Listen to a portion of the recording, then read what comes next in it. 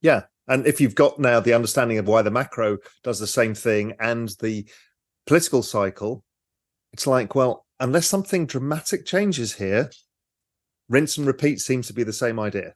What could that dramatic event be? What could be a big enough event to really break this cycle and, send us into a black swan depression or global meltdown? You can't, because you're going to print. So China invades couldn't Taiwan. Hyperinflation be the answer there, though? If you print so much that you actually hyperinflate? Well, fine, as long as we own the right assets, we'll be fine. There's actually another risk, which is the opposite side of this, which is, let's say we're in 2026 and rates are starting to rise and the Fed go, you know what, we're not going to do this again. We didn't need to do it last time. We screwed up, blah, blah, blah, blah, blah. We're just going to pin yields at 3% or whatever the number is at the time. And so they just print money through the inflationary cycle. That's another side of the equation that I can't square away is, are we going to go through another full rate cycle again or not after they've done this? Depends how this one ends, but that's another kind of distribution people aren't thinking about, is maybe they just don't raise rates.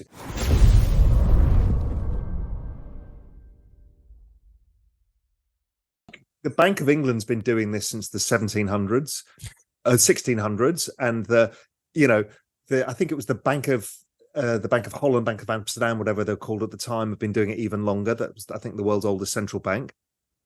They've never managed to get rid of the business cycle, and people assume that the Fed can't. We can't. Whether our system of money creates it, or whether it was our agricultural cycles before, or weather cycles, it's very difficult.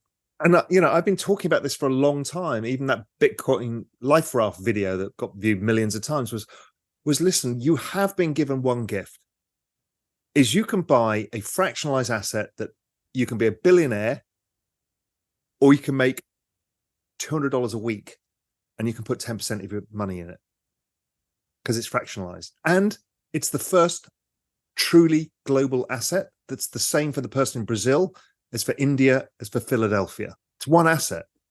So that's really, really empowering for people. So there is a chance.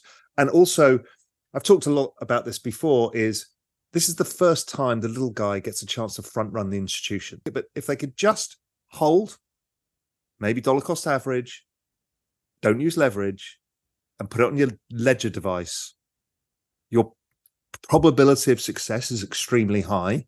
And then you get to front run what is now the dumb money, which is the institutions.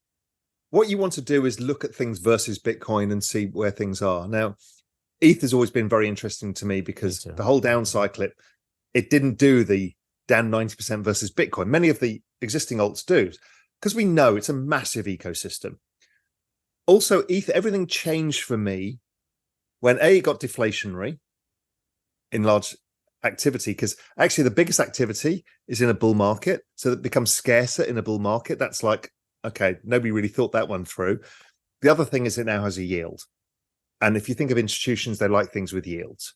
So they don't like gold because it doesn't have a yield. ETH does. So ETH has been actually my bigger bet, but I've recently been switching into Solana as my bet. Can't be mad about that. I don't know when you started recently, but I started buying Solana in last year, June through till December, to average. And I just had the feeling, and I looked at the chart and I saw the Solana ecosystem, and you throw all the worst news possible and it's the worst Sam coin, and just the I was just going to say the best argument for Solana is it isn't dead. That's right. And then I saw people like Tolly, who's Anatoly. He's just classy. Yeah. He's just so good. And I'm like, okay, this is really interesting. I'd met him previously and saw the kinds of people he was involved with, and they were like the heads of all of these amazing businesses. And I'm like, obviously can't talk about it publicly, but like, okay, this is amazing. And then I learned about, I don't know if have you gone down this fire dancer rabbit hole yet? I haven't really gone public. Only very superficially. I have not gone really public on it, but I'll write some stuff out of it because I've been writing about it for the Real Vision Pro Macro people and for Global Macro Investor, but I hadn't even heard about it. But I went to mainnet And there's Colleen from Brevin Howard, who's a good friend and an amazing person. She was on stage and she was like, and fire dancer, that's obviously a big bet that we've got that we think is really important. I'm like, I don't even know what you're talking about, Colleen, but she knows a lot of stuff I don't know. So I'm like, okay, fine. And then Anatoly comes up and he's speaking and he starts talking about fire dancer and, oh yeah, we think it can do 600,000 to 1.2 million TPS. And that I'm like, what? And I was thinking at the time, maybe it's some sort of layer 2, blah, blah, blah, compromise. So I went back home. I was looking at the charts, which I have been for a long time, of Solana versus ETH and Solana versus Bitcoin. I'm like, this looks like a fucking rocket ship. What is going on here? And so I started looking in and watching the interviews with the Jump trading team who built FireDance and realized it was a separate validator for ETH, actually, for Solana. That actually that increases the security of the entire chain itself. And that, yes, these speeds were right because it was being built by people who were trying to build light speed for high frequency trading. And, Tolly's going, yeah, this is the real deal. This is what we should have done in the first place. And I'm like, okay, this is huge. I mean that solves the trilemma. Like, we've never heard of a coin where you can get better security with faster speed, right? No. And the speed here, I mean, just think of the quantum this is. So we've got Solana at supposedly 65,000 TPS.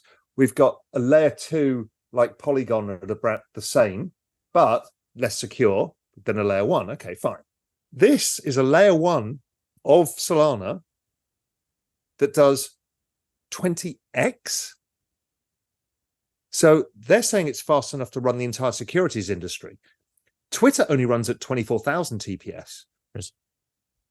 So you can run all of social media, you can run high frequency trading, you can do anything. So all I think is use case. Use cases explode. And it just becomes very interesting. So that's why I'm very bullish in all of that.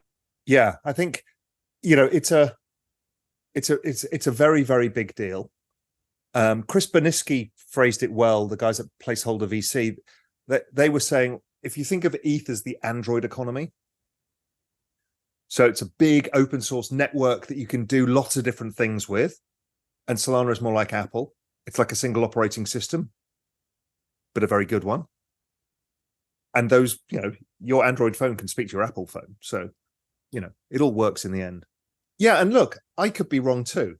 It may not be the great bet. I may be a complete moron, and I'm more than happy to be the moron.